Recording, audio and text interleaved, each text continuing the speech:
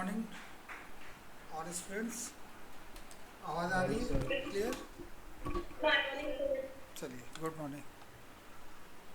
तो बस 1 मिनट में हम क्लास स्टार्ट करने वाले हैं।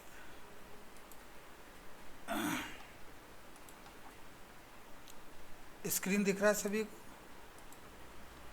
सभी को चलिए, आवाज़ और स्क्रीन क्लियर है। चलिए, पिछले टर्म पे जो हमने पढ़ाया था उसी के आगे हम कैरी ऑन करेंगे। पिछले टर्म पे हमने डिस्कस किया था, आपने देखा होगा वीडियो में भी। और आप सभी लोग वीडियो देखते हैं कि नहीं, पहले ये बताइए। अगर नहीं देखते हैं, अगर देखिए दोनों ही केसेस में अगर देखते हैं तो बेटर है, नहीं देखते हैं तो आप ये समझिए उसमें मेरा कोई फ़ायदा या कोई नुकसान नहीं है, केवल आपका ही फ़ायदा है। अगर उसको देखेंगे तो ये पेपर में अच्छे मार्क्स आएंगे और पहली बार में ये पेपर क्लियर हो जाएगा। अदरवाइज़ ये पेपर काफ़ी परेशान करेगा आपको।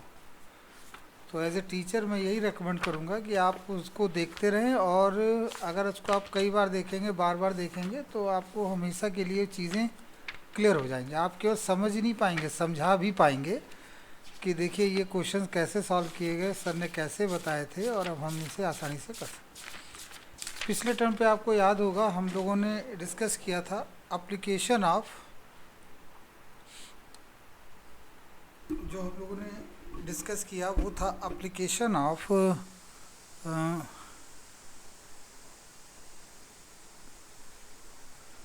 एप्लीकेशन ऑफ डिफरेंशिएशन, है ना, जिसमें हमने आपको कुछ फार्मूले बताए थे। जैसे सबसे पहला फार्मूला था total cost is equal to fixed cost plus variable cost, सबसे पहला फार्मूला था। दूसरा फार्मूला आपका एवरेज कॉस्ट के लिए था, तो हमने आपको बताया था एवरेज कॉस्ट में total cost divided by Q. Third formula आपका था एवरेज कॉस्ट हो गया मार्जिनल कॉस्ट का। मार्जिनल कॉस्ट सिंपली कहता है कि आप डिफ्रेंशिएट कर दिए टोटल कॉस्ट को एक्स के रिस्पेक्ट में, या अगर क्वेश्चन में क्यू दिया है, क्यू मीन्स क्वांटिटी, तो क्वांटिटी के रिस्पेक्ट में आप डिफ्रेंशिएट कर दीजिए। यही हमने आपको बताया था। फिर कई दूसरे भी मल्टीपल चीज़ें आ गई थी जिसमें हमने आपसे डिस्कस किया कि एवरेज मार्जिनल कॉस्ट का था। एवरेज वर्ड कभी भी आ जाए तो आप समझ लीजिए आपको डिवाइड करना है किससे, क्यू से। पिछले टर्म पे हमने आपको दो क्वेश्चन बताए थे, एक मैक्सिमम मिनिमा से रिलेटेड और एक टोटल कॉस्ट एवरेज कॉस्ट से रिलेटेड। आइए इसी क्रम में आज हम एक और क्वेश्चन समझते हैं। क्वेश्चन इजी है, थोड़ा सा मैक्सिमम मिनिमम पर ही बेस्ड है। आइए कैसे सॉल्व होगा देखते हैं। फाइंड क्वेश्चन लिखा है टोटल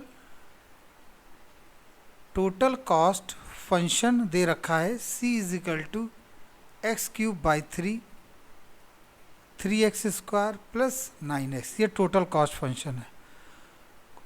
पूछा जा रहा है find output level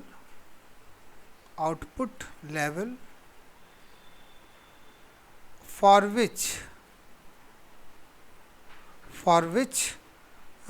output level for which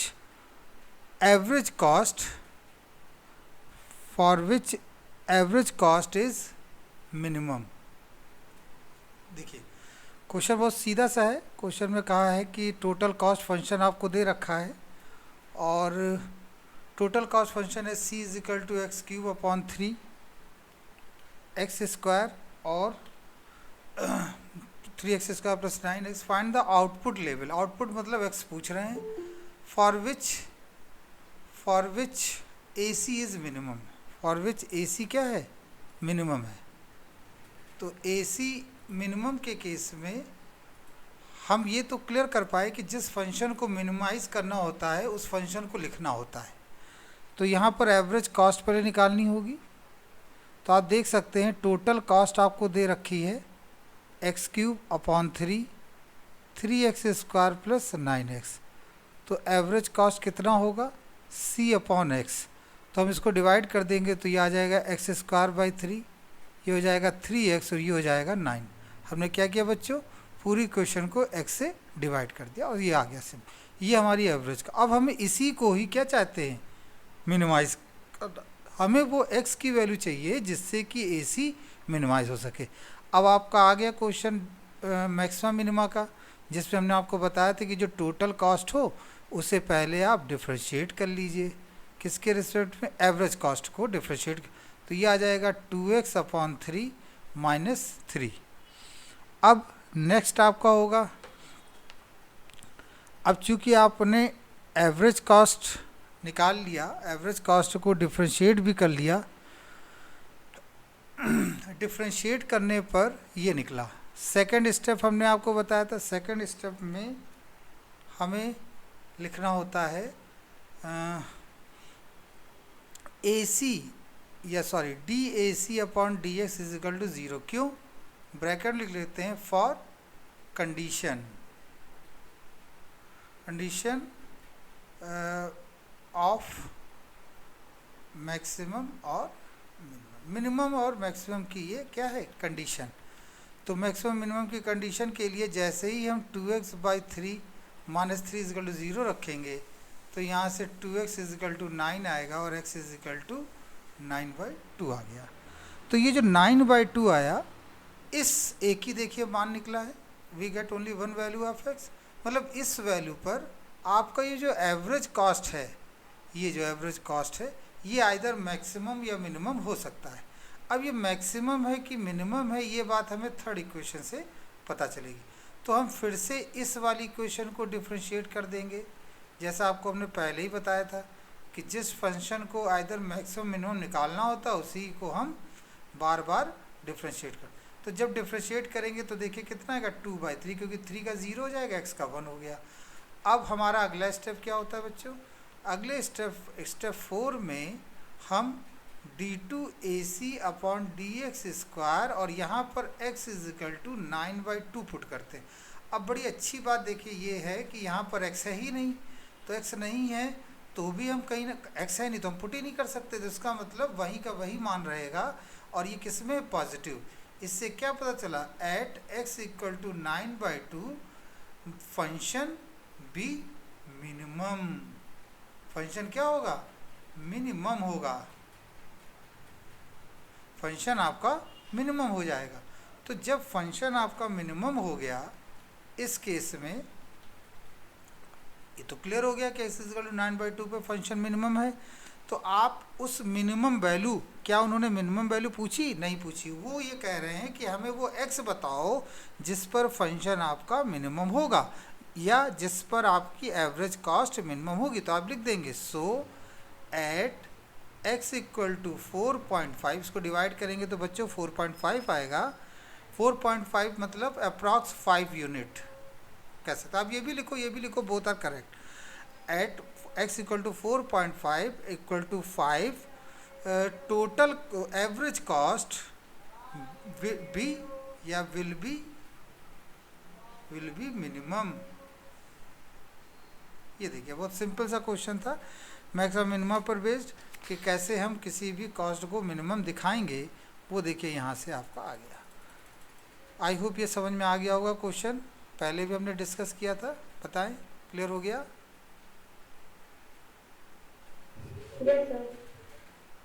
any other students? चलिए बहुत, क्योंकि ये बच्चों देखिए तो ये पहले ही केस के जैसा क्वेश्चन है। मैं इसमें एक छोटी सी बात और ऐड करना चाहूँगा, उसे भी आप ध्यान रखें।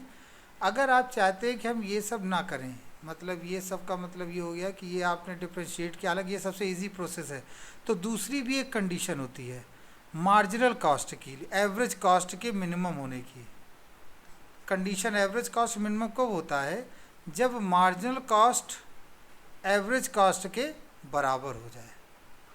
अगर मार्जिनल कॉस्ट एवरेज कॉस्ट के बराबर होगा तो इस सिचुएशन पे जो x की वैल्यू आती है वो उस x की वैल्यू पर एवरेज कॉस्ट मिनिमम होगी। तो आप इससे भी सॉल्व कर सकते हैं, ये याद रखिए कि मार्जिनल कॉस्ट = एवरेज कॉस्ट कर दें तो आपको ये पता चल जाएगा कि इस कॉस्ट पर आपका, इस आउटपुट पर आपकी टोटल कॉस्ट जो है या एवरेज कॉस्ट वो मिनिमम होगी। अब एक क्वेश्चन है, आइए इसे भी सॉल्व करें। लिखा है क्वेश्चन में, देखिए इसमें कई चीज़ें पूछी गई हैं, मल्टीपल चीज़ें हैं। तो एक इसे solve, C is equal to 500 5000 1000 Q minus 500 Q square plus 2/3 Q Q. ये हम समझ गए होंगे। ये देखिए कॉस्ट है, ये आपकी टोटल कॉस्ट है और ये आपका फिक्स कॉस्ट है। क्यों? क्योंकि इसमें क्यू नहीं है और ये आपकी वेरिएबल कॉस्ट है। तो इसमें सबसे पहला पार्ट पूछ रहे हैं एमसी मार्जिनल कॉस्ट बताओ, बी पार्ट पूछ रहे हैं slope of marginal cost curve बताओ। तो देखिए स्लोप निकालना बहुत ही आसान होता है, हम मार्जिनल कॉस्ट निकाल लेंगे और उसी को डिफ्रेंशिएट कर देंगे तो जो निकलता है वो स्लोप आ जाता है। It is so simple.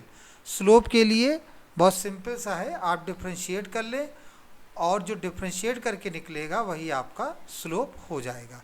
कोई भी क्वेश्चन हो, कर्व का स्लोप निकालने का तरीका होता है कि उसे हम डिफ्रेंशिएट कर लें।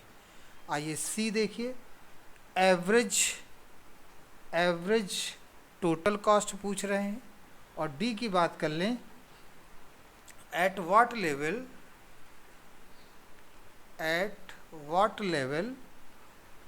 Of output marginal cost is equal to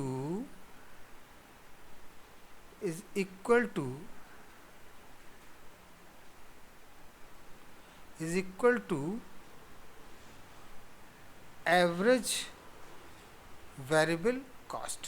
देखिए बड़ा अच्छा क्वेश्चन है। आई थिंक ये क्वेश्चन क्लियर हो गया होगा। क्वेश्चन सही बच्चों को क्लियर है? बताएं। Yes sir. क्वेश्चन में देखिए दिया है टोटल कॉस्ट फंक्शन दिया हुआ है।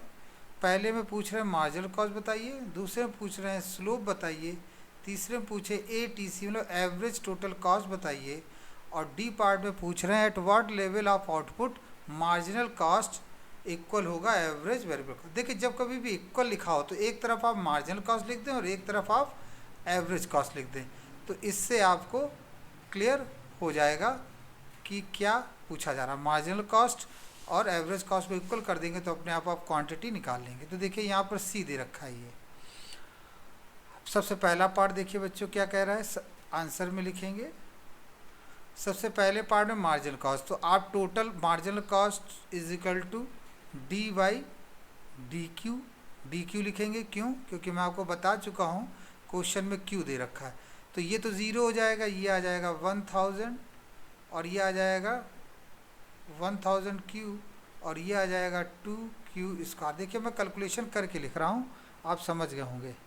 तो ये आपका निकला क्या, मार्जिनल कॉस्ट। ये सबसे पहला पार्ट है। सेकंड पार्ट की बात करें, देखिए हमने कैलकुलेशन किया, वही सिंपल सा डिफ्रेंशिएशन किया है, सभी बच्चे समझ पा रहे होंगे। सेकंड है, कह रहे हैं स्लोप ऑफ मार्जिनल कॉस्ट बताओ। तो देखिए स्लोप ऑफ मार्जिनल, जिसका भी स्लोप निकालना हो उसी को हम डिफ्रेंशिएट कर देते हैं। तो यहाँ लिखेंगे slope of marginal cost is equal to D by D Q और ब्रैकेट में हम क्या लिख देंगे, मार्जिनल कॉस्ट। इसको फिर से डिफ्रेंशिएट कर दो तो आ जाएगा 1000 प्लस 4Q। ये आ गया आपका, ये आपका स्लोप आ गया। स्लोप ये निकल गया। सी पार्ट देखिए क्या कह रहा है। सी पार्ट की अगर हम बात करें तो सी पार्ट में कह रहे हैं एवरेज कॉस्ट बताओ, एवरेज कॉस्ट फंक्शन बताओ। सी पार्ट में है एवरेज कॉस्ट फंक्शन। तो एवरेज कॉस्ट फंक्शन, तो हमें एवरेज कॉस्ट निकालनी है एक्चुअली। तो एवरेज कॉस्ट हम जानते हैं टोटल कॉस्ट को क्यू से डिवाइड कर दें।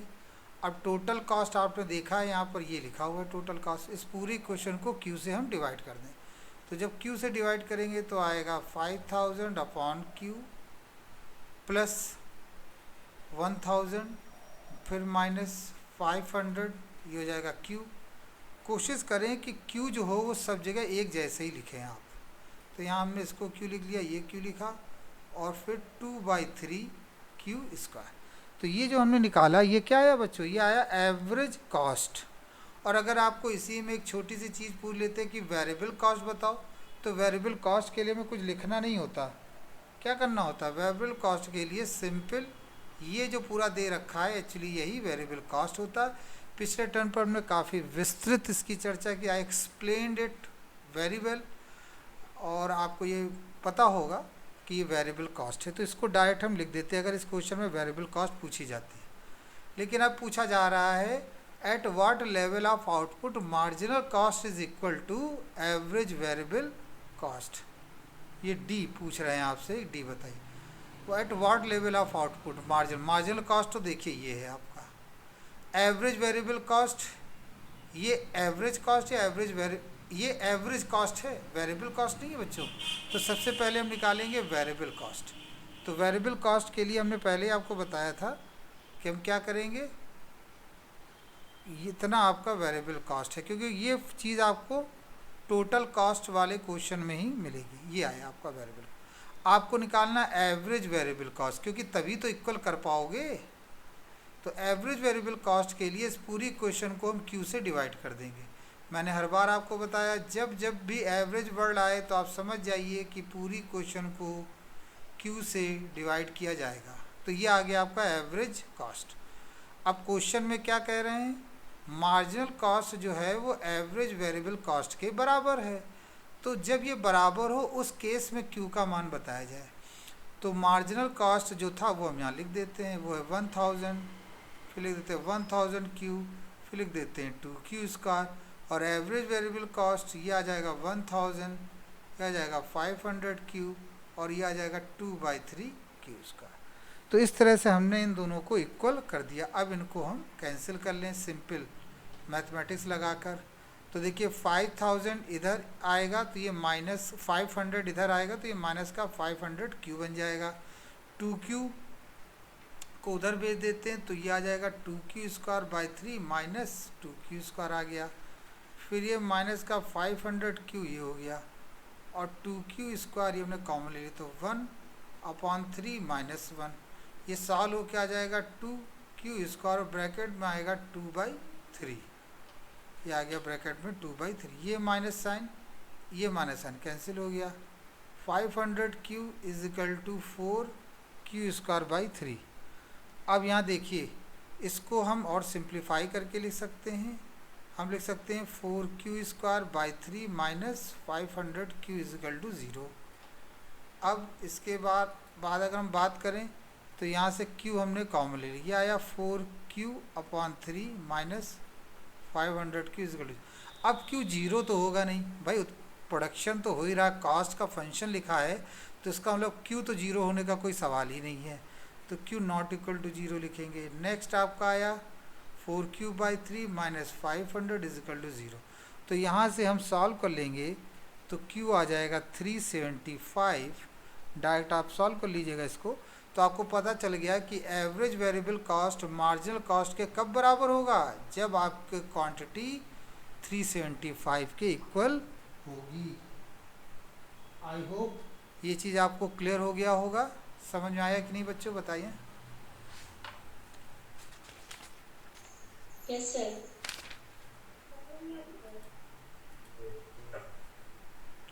आकाश पटेल, वेयर इज आकाश? ये फ़ोन रख के चले गए क्या? अभिषेक तिवारी, समझ में आया बेटा? यस सर, समझ में आ गया। गुड। भूमि गुप्ता, क्लियर हुआ ये एवरेज कॉस्ट।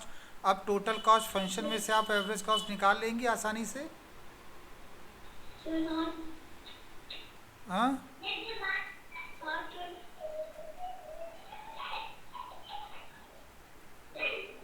माइक को म्यूट कर लीजिए। पवन आज़ाद, यस सर। क्लियर हो गया बेटा ये जो हमने बताया न्यूमेरिकल? चलिए यस सर। चलिए अब हम देखिए, हर क्वेश्चन हमारे डिफरेंट टाइप के हैं, आपने नोटिस किया होगा। हम एक ही तरह के क्वेश्चन नहीं बता रहे हैं आपको कि आपको लगे कि सर सारे एक ही जैसे क्वेश्चंस हैं। तो हर बार हम नए तरीके क्वेश्चन ले रहे हैं जिससे कि आपको कुछ सीखने को मिले, और जो आपके सिलेबस से हो। सबसे पहली प्रायोरिटी तो है आपके वो सिलेबस में होना चाहिए। तो ये जो क्वेश्चन हमने बताया ये आपको समझ में आ गए होंगे, मार्जिनल कॉस्ट, एवरेज कॉस्ट। अब एक थोड़ा सा इसी क्रम में एक और क्वेश्चन है जिसको मैं चाहूँगा आपसे डिस्कस करना, और तब मैं कह पाऊँगा कि आप ये कुछ जान पाए हैं, इन क्वेश्चनों को अच्छी तरह से समझ पाए हैं। तो आइए वो क्वेश्चन, बस एक सेकंड दीजिएगा, मैं उस क्वेश्चन को ओपन कर लूँ।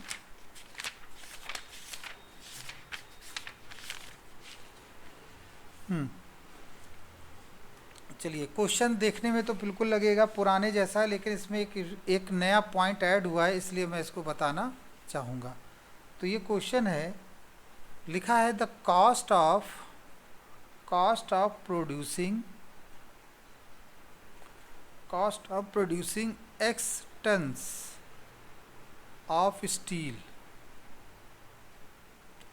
of steel is given by Cx equal to x square upon 10 plus 5x plus 1000। ये आपका एक कॉस्ट फंक्शन दे रखा, जहाँ x क्या है, क्वांटिटी, प्रोड्यूस्ड क्वांटिटी, और c क्या है, कॉस्ट। पहला पार्ट इसे पूछा जा रहा है, मार्जिनल कॉस्ट फंक्शन बताएं। आप कहेंगे सर ये तो पुरानी चीज़ है, बिल्कुल सही। सेकंड में पूछा गया, find marginal cost when x equal to 1000 ton. जब x का मान 1000 टन हो, उस केस में मार्जिनल कॉस्ट बताएं। ठीक है। थर्ड पार्ट में इंटरप्रेट, ये देखिए नया वर्ड आया, interpret C dash 1000 and compare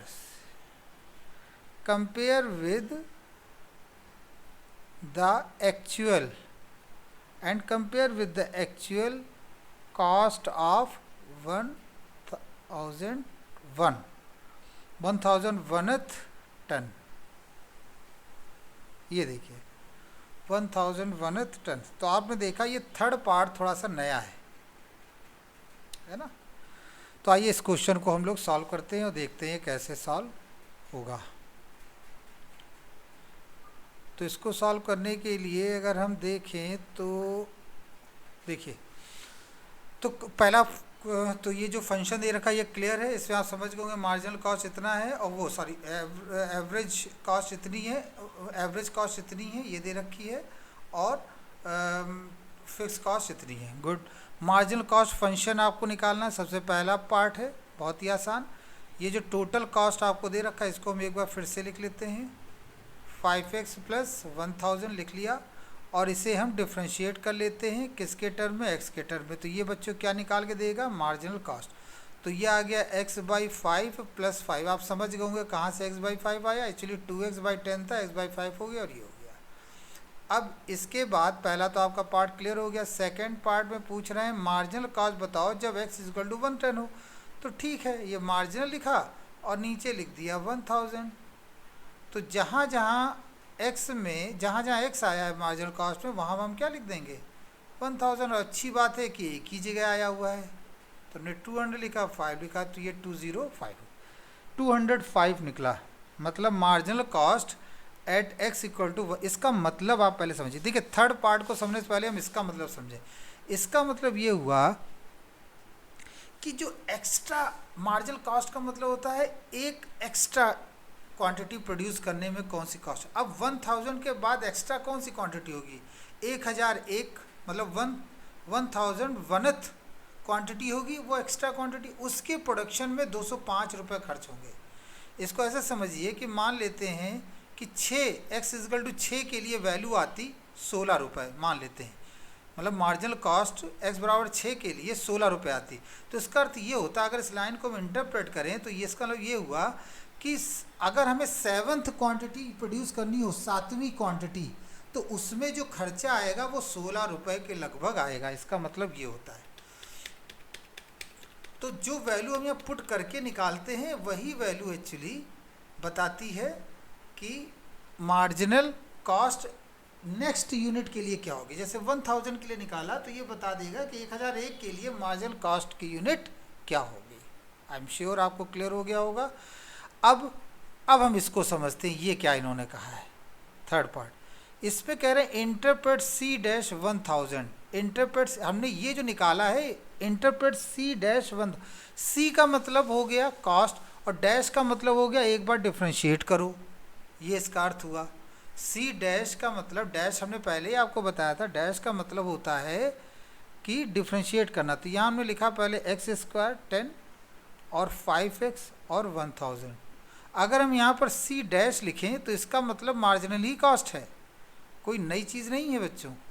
C dash एक नोटेशन है, नोटेशन थोड़ा अलग तरह से लिखा गया है, तो उसका मतलब वही है, टोटल वो मतलब कॉस्ट ही है।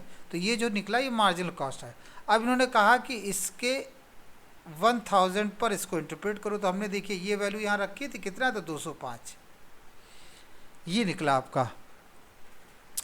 इन्होंने यहाँ पर ये कहा कि इंटरप्रिटेशन ऑफ सी डैश 1000, अगर हम सी डैश 1000 का इंटरप्रिटेशन करें तो क्या मतलब होता है। तो इसका अर्थ यही है जो मैंने अभी आपको बोल दिया, जो मैंने अभी आपको बता दिया कि 100th to produce 100th quantity cost incur 205 rupees. अब यहाँ पे इन्होंने सेकंड पार्ट क्या कहा है, इन्होंने कहा compare with actual cost with 101th ton. कह रहे हैं एक्चुअल में बताइए वास्तव में क्या है।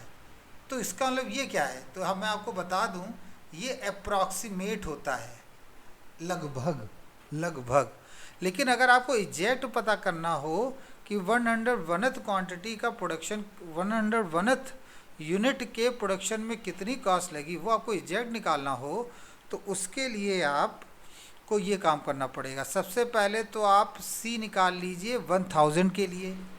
1000 के लिए सी का मतलब जहाँ सी का फंक्शन दिया था वहाँ पर आप 1000 पुट करें। टोटल कॉस्ट देखिए ये दे रखी है, टोटल कॉस्ट में एक्स की जगह पर हम 1000 लिख देंगे। अगर आपको एक्चुअल में निकालना हो तो हमने ये रखा 5, उसके बाद 1000 और फिर हमने रखा 1000। इसको जब हम सॉल्व करेंगे तो 10,06,000, हम इसके कैलकुलेशन में जा रहे हैं क्योंकि ये बहुत इजी पार्ट है, आप कर सकते। तो ये हमें क्या बता रही है, ये कह रहा है कि अगर 1000 क्वांटिटी को प्रोड्यूस करना है तो आपका 1,06,000 रुपीज़ कॉस्ट टोटल आएगी। ओके ठीक है। अब हम यहाँ पर लिख दें 1001 के लिए, तो सारी चीज़ें किसके लिए अब सॉल्व करोगे, 1001 के लिए, 5 फिर 1001 के लिए, फिर 1000। तो इसके जो हमने सॉल्व किया तब आया 106,206.1, ये निकला आपका। जब बच्चों इसे सॉल्व कर लेंगे तो ये चीज़ आएगी जो मैंने यहाँ पर सॉल्व, आप कैलकुलेटर से सॉल्व कर सकते हैं। अब C101 और C1000, अब आप थोड़ा सा कॉमन सेंस लगाइए। 1000 चीज़ों के प्रोडक्शन में इतना रुपया लग रहा है और 1001 मतलब टोटल 1001 के प्रोडक्शन में इतना लग रहा है, तो व्हाट अबाउट वो जो एक्स्ट्रा 1 यूनिट क्वांटिटी हुई एक, उसके प्रोडक्शन में कितना लगा, तो टोटल में से ये टोटल घटा दिया जाए। तो आप लिखेंगे actual cost of 101th ton, जो 101th टन प्रोड्यूस किया उसमें एक्चुअल कॉस्ट कितनी आई। तो उसका तरीका ये हुआ -C ब्रैकेट में 1000, इसको सॉल्व कर लेंगे तो आ जाएगा 206.10। आई थिंक ये आपको समझ में आया होगा। एक्चुअल कॉस्ट ये निकली, एक्चुअल कॉस्ट ये तरीका, भाई सीधी सी बात, आपके पास टोटल कॉस्ट फंक्शन दिया है, किसी ने कहा कि हमको किसी ने कहा फिफ्थ क्वांटिटी के प्रोडक्शन में या 5th टन के प्रोडक्शन में क्या कॉस्ट आई वो बताओ। तो आप क्या करोगे, आप 4 के लिए टोटल कॉस्ट निकाल लोगे, फिर 5 के लिए टोटल कॉस्ट निकाल लोगे, फिर T5 में से T4 घटा दोगे, तो वो किसके लिए निकलेगी, 5th आइटम के लिए कॉस्ट आ जाएगी। बस वही काम हमने यहाँ किया कि 100 के लिए 1000 के लिए निकाला, फिर 1001 के लिए निकाला, और फिर actual cost of 1001th ton के लिए हमने सॉल्व कर लिया, वो निकला 200। अब यहाँ पर देखिए विशेषता, यहाँ दिखा रहा है 206 रुपये 10 पैसे और यहाँ आ रहा है 205। देखिए ये निकला है डिफ्रेंशिएशन की मदद से और ये आया है एक्चुअल इक्वेशन को पुट करने से। अब प्रश्न उठता है सर कि हम 205 में 1 रुपये, देखिए ये लगभग तो इसके बराबरी है ना, 1 रुपये हम इग्नोर कर सकते हैं, इस अब 1,000 रुपये के प्रोडक्शन में 1 रुपये का लमसम दाएं बाएं हो रहा तो वो इग्नोरेबल है, वो हम इग्नोर कर सकते हैं। तो कुल मिला के मार्जिनल कॉस्ट में हमें देखिए ज़्यादा कुछ करना नहीं पड़ा, हमने सीधा फंक्शन रखा, सीधा वैल्यू रखी और आंसर आ गया। लेकिन यहाँ पे देखिए आपको ज़्यादा कैलकुलेशन करना पड़ा, इसीलिए डिफरेंशिएशन पिक्चर में आया और उसने इसको बहुत ईजी बना दिया। तो ये था एवरेज के केस में, ये था आपका एक्चुअल कॉस्ट के केस में। और इंटरप्रिटेशन मैंने आपको बता ही दिया कि अगर किसी चीज़ के लिए जैसे मार्जिनल कॉस्ट आपने निकाला x = 5 के लिए आया 100 रुपये आया, तो इसका मतलब ये हुआ कि 6th क्वांटिटी के प्रोडक्शन में जो कॉस्ट आएगी वो लगभग 100 रुपये आएगी। देखिए ध्यान दीजिएगा, 6 क्वांटिटी और 6th क्वांटिटी दोनों में अंतर है। 6th क्वांटिटी का मतलब हो गया टोटल 6 और इसका मतलब हो गया 6वीं क्वांटिटी। नहीं कहते हैं 6वीं क्वांटिटी, 6वीं मात्रा जिसे बोलते हैं हिंदी में। तो ये 6वीं की बात हो रही है और टोटल, ये टोटल 6 की बात हो रही है। तो ये जो कॉन्सेप्ट हमने बताया ये एक्चुअली बेस था हमारा किस पर, कॉस्ट से रिलेटेड। तो कॉस्ट से रिलेटेड जो क्वेश्चन थे वो मैंने अभी आपको यहाँ पर बता दिए। और अब हम लोग, ये बच्चों समझ में आया कि नहीं ये जो मैंने बताया 6th वाला कॉन्सेप्ट? Yes sir. क्लियर हुआ बच्चों? ये जो हमने मार्जिनल कॉस्ट का इंटरप्रिटेशन बताया, जो मार्जिनल कॉस्ट की वैल्यू आती है, बस आप समझ लीजिए जिस वैल्यू के लिए मार्जिनल कॉस्ट आता है ठीक उसके अगले नेक्स्ट वैल्यू, नेक्स्ट क्वांटिटी के लिए ही वो एक्चुअली कॉस्ट होती है और वो अप्रॉक्सीमेट कॉस्ट होती है और वो हमेशा एक्चुअल कॉस्ट से कम ही आएगी, क्योंकि हम यहाँ डिफरेंशिएशन यूज़ करते हैं। डिफरेंशिएशन में अप्रॉक्सीमेट वैल्यू निकलती है, एग्जैक्ट वैल्यू नहीं आती है। लेकिन फिर हम क्यों यूज़ कर रहे हैं सर जब एग्जैक्ट वैल्यू नहीं आती? वो इसलिए यूज़ कर रहे हैं क्योंकि इससे कैलकुलेशन आसान हो जाता है। टाइम इज़ मनी, इस कॉन्सेप्ट पर ये डिफरेंशिएशन को इम्प्लीमेंट किया गया है कि टाइम पैसा होता है, समय जितना कम में चीज़ों को आप सॉल्व कर लेंगे वही ज़्यादा फ्रूटफुल होगा। आइए जो हमारा नेक्स्ट कॉन्सेप्ट है उसे समझ लेते हैं। नेक्स्ट कॉन्सेप्ट है हमारा एवरेज रेवेन्यू से रिलेटेड और मार्जिनल रेवेन्यू से। एवरेज रेवेन्यू और मार्जिनल रेवेन्यू के वीडियो मैंने ऑलरेडी बना रखे हैं, वहाँ पर थ्योरेटिकल पार्ट है, वहाँ पे जाके आप इसको समझ लें और उसको वहाँ से सॉल्व कर लें, वहाँ से आप मतलब उसकी थ्योरी को देख लें। लेकिन जो यहाँ थ्योरी है वो मैं वर्बली आपको बता रहा हूँ। आप जानते हैं अगर कोई शॉप है तो शॉप में आदमी सबसे ज़्यादा इंटरेस्टेड होता है इस चीज़ से, वो है रेवेन्यू। रेवेन्यू और प्रॉफिट दो अलग अलग चीज़ें होती हैं। प्रॉफिट तब निकलता है कि जब आपने टोटल सेल किया और उसमें से कॉस्ट को घटा दिया तो आ गया प्रॉफिट। लेकिन रेवेन्यू का संबंध होता है सेल के साथ, टोटल सेलिंग कितनी हुई। इसको ऐसे समझिए कि 1 पेन है, एक पेन है, उसकी कॉस्ट है 200 रुपीज़, तो मैंने 10 पेन बेच दिए दिन भर में, 10 पेन, तो हमें प्राप्त हुए 2000 रुपये। तो ये जो आपको मिला यही कहलाएगा आपका रेवेन्यू। रेवेन्यू प्रॉफिट नहीं होता है, ये रेवेन्यू है। तो रेवेन्यू जो होता है वो, अगर मैं यहाँ पर बात करूँ आर की, तो R = PX लिखा जाता है। P क्या है? P है प्राइस पर यूनिट और X क्या है? Number of sold unit. भाई एक यूनिट की कॉस्ट है P, तो X यूनिट की कॉस्ट क्या हो जाएगी? PX। R = क्या लिख देंगे? PX। ये आपका आंसर, ये आपका फॉर्मूला। तो आप यहाँ गौर से देखिए कि जो जैसे हम पहले नहीं लिखते थे total cost, cost is a function of, इस तरह से लिखते थे बच्चों। तो हम क्या लिखते थे यहाँ पर, सॉरी T नहीं, यहाँ पर हम C लिख दें, C है ये। तो आपको याद होगा कि हम C = ऐसे लिखते थे, cost is a function of produced quantity. उसी तरह से R is a function of PX। R क्या है? R फंक्शन PX पर है, PX। अब आप यहाँ देखेंगे कि आर पी पर भी निर्भर करता है और एक्स पर भी निर्भर करता है। देखिए कभी कभी सिचुएशन ऐसी होती, ज़्यादातर देखिए आप सिचुएशन में अगर आप देखें तो एक्स ही चेंज होता है, प्रोडक्ट का प्राइस फिक्स रहता है। आज किसी शॉप पे आप गए, जो पेन आज आपको 200 रुपये का मिला, या कोई एक पेन तो बहुत महंगा कर दिया हमने, चलिए पेंसिल ले लेते हैं। पेंसिल हम गए, नटराज की पेंसिल ली, आज 5 रुपये की है, 4 दिन बाद गए तो भी हमें 5 ही रुपये की मिलेगी। तो क्या चीज़ फिक्स है? उसका प्राइस।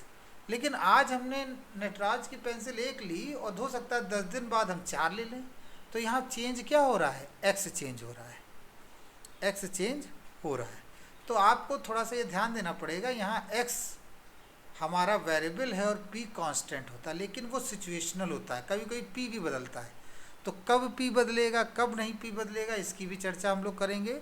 लेकिन अभी के लिए आप ये समझिए कि रेवेन्यू जो होता है वो R is equal to P X होता है।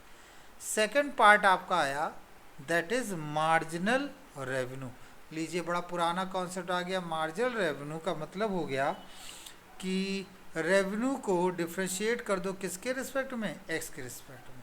और थर्ड पार्ट आपका हो गया मार्जिनल रेवेन्यू हो गया। अब मैंने पूछा एवरेज रेवेन्यू, तो एवरेज रेवेन्यू का केस तो बहुत सिंपल सा है। एवरेज रेवेन्यू मतलब रेवेन्यू डिवाइडेड बाई एक्स। तो अगर पी एक्स को एक्स से डिवाइड कर देंगे तो देखिए क्या आया? पी, मतलब प्राइस ही उसका एवरेज रेवेन्यू होता है। ये आपको बात समझनी होगी। तो ये बच्चों ये क्लियर हुआ कि नहीं आपको? Yes sir, yes sir.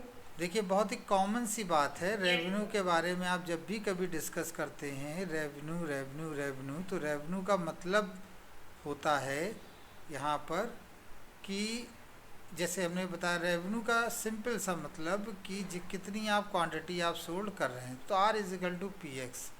फिर रेवेन्यू में हमने फार्मूला बता दिया, R is equal to P X. फिर एवरेज रेवेन्यू क्या होता है वो हमने आपको बताया कि एवरेज रेवेन्यू जो है वो R is equal to R upon X हो जाएगा, that is P X upon X, and P X cancel हो गया, पी आ गया, और ये आ गया मार्जिनल रेवेन्यू।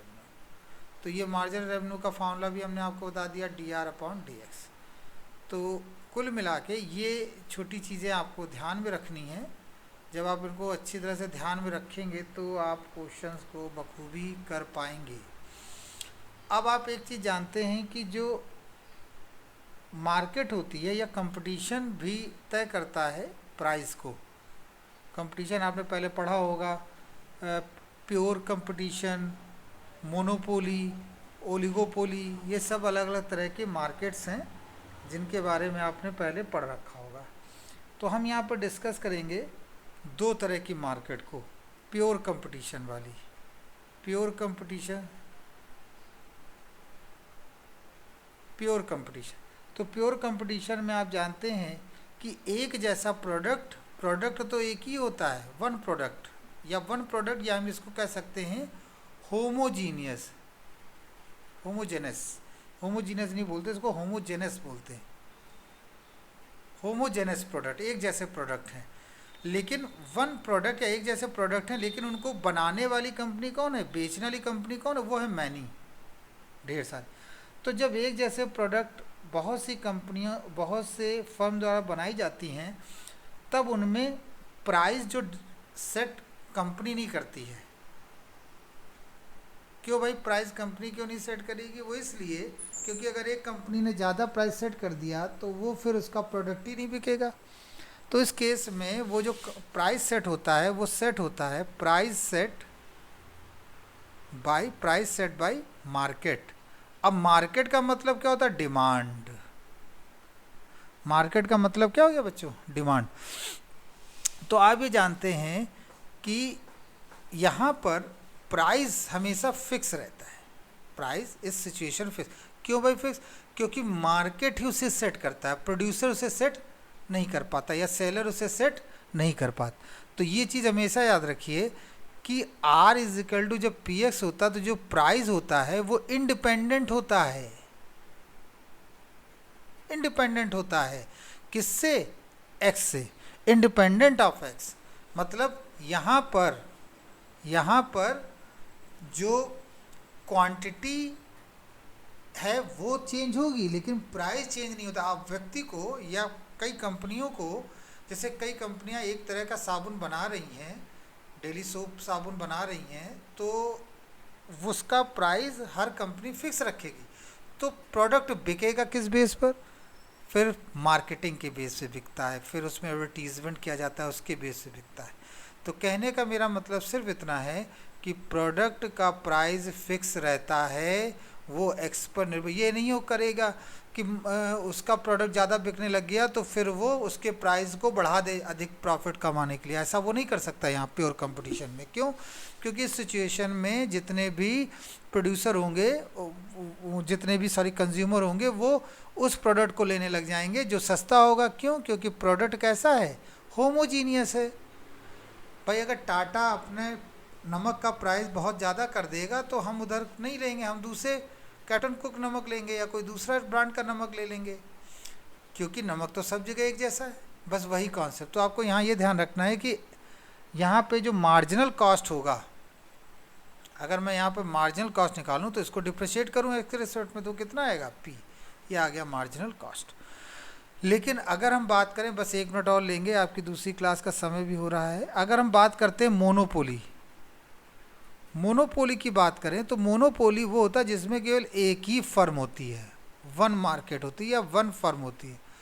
भाई जब उस तरह का प्रोडक्ट केवल यही बना सकती है, उस तरह की सर्विस के लिए, जैसे बहुत ही कॉमन सा एग्जांपल दिया जाता है रेलवे का।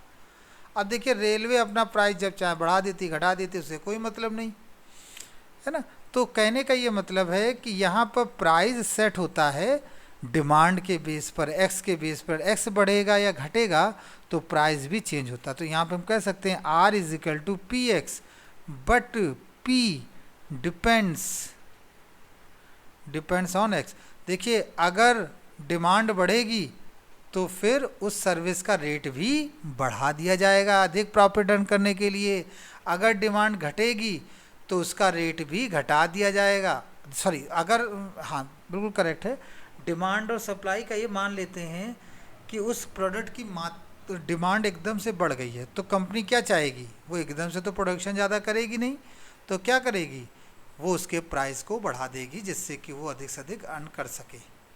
ठीक है। और मान लेते हैं उस प्रोडक्ट की डिमांड नहीं रह गई तो उसके प्राइस को क्या करेगी? घटा देगी, जिससे कि उसकी डिमांड बनी रहे। तो यहाँ पर P और X दोनों के दोनों एक दूसरे पर निर्भर कर रहे हैं। तो इस सिचुएशन में अगर मैं यहाँ पर मार्जिनल रेवेन्यू निकालूं तो ये दोनों के दोनों फंक्शन वेरिएबल हैं। तो उस केस में हम लिखेंगे P, और मार्जिनल रेवेन्यू जो निकलता है वो किस केस में निकलता है? X के केस में। यहाँ दो फंक्शन है तो पहला फंक्शन वैसे ही लिखा, सेकंड फंक्शन का डिफ्रेंशिएशन कर लिया, फिर सेकंड फंक्शन वैसे ही लिखा और पहले फंक्शन का डिफ्रेंशिएशन कर लिया। तो ये आया P, ये आया X, ये आया dP अपॉन dx। तो इस तरह से आप ये देख पा रहे हैं, ये आपका मार्जिनल रेवेन्यू बना। तो मोनोपोली के लिए मार्जिनल रेवेन्यू ये ध्यान में रखना होता है, और प्योर कंपटीशन के लिए मार्जिनल रेवेन्यू ये ध्यान। तो आई होप बच्चों ये चीज़ समझ में आई कि नहीं आपको? हाँ, समझ आ गई सर। Yes sir. अब इसको क्या करेंगे, आप लोग कई बार इस चीज़ को रिवाइज करें, और आई एम श्योर इसके आज के न्यूमेरिकल्स भी आपको क्लियर हुए होंगे। तो आज यहीं हम क्लास को ऑफ करते हैं, कल फिर इसके आगे हम लोग क्वेश्चन को सॉल्व करेंगे। Thank you very much. Thank you sir.